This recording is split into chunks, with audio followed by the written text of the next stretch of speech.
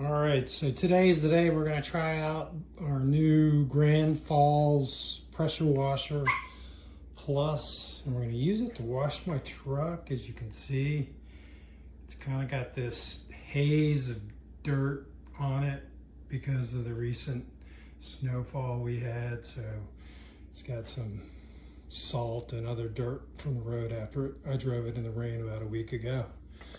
But I recently installed the pressure washer.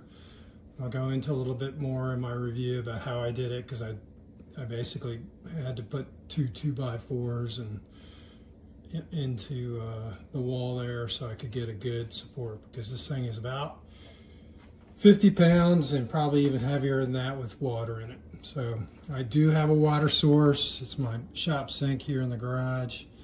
So I've got a tap underneath there, and then power, of course, right next to it as well. So it made for a good spot to mount it right there.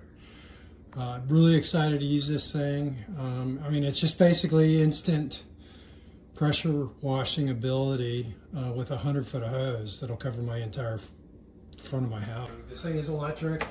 It's got a locking mechanism there. You can see that it's locked on the retract recoil mechanism. But the thing with electric pressure washers is basically they don't turn on until you hit the trigger. So there is an on and off switch on the right hand side. You can see that little orange, you can see that orange switch on the side that you have to turn to the on position, and then basically you just pull the trigger and you're going. Foam cannon is up on the back there. I'll be using that later to wash the car.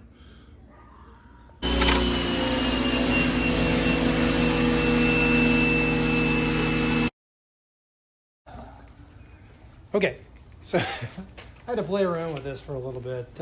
Basically, it's counterintuitive. I had to crank it all the way down to the closed position on this valve on the top of the foam cannon, and then I actually got good foam to come out. So, in fact, there's a lot of it. So, I'm going to try again with the new setting.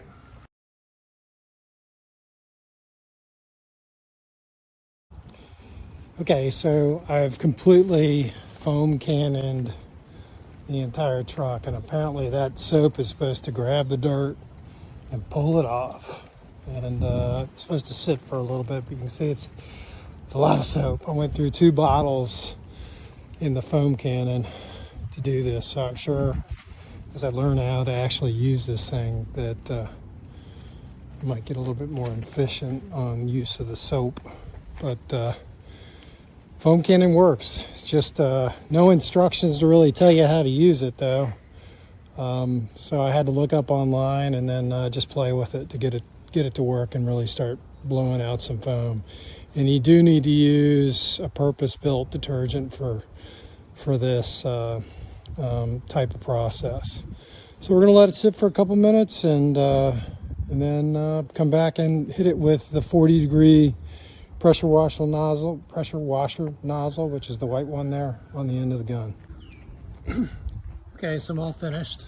I'd say I did a pretty good job just getting all that dirt off the side of the vehicle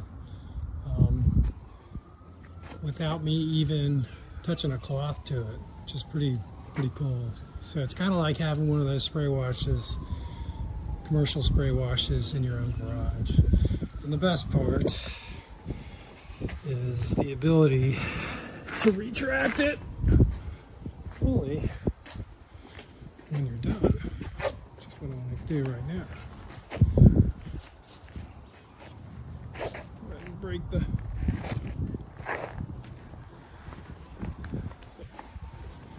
just break it right on in. See how that just neatly coils itself. No more messy hoses. Today we're going to do a little comparison test of the new Giraffe all-in-one pressure washer that I just received, and we're going to compare it to my old pressure washer, which is an active, I forget the model number. So we'll go over here onto the side, and I have enough water flow to supply them both. So the stubby handle is my active pressure washer. This is the one that came with the new Giraffe. I have green nozzles. I think it's 25 degrees on both. I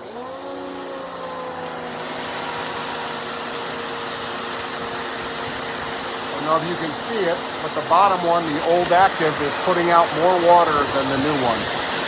The new one advertises 2,400 PSI and 2.4 gallons a minute. The one on the bottom advertises 1,800 PSI and 2 gallons a minute. But the active is more powerful.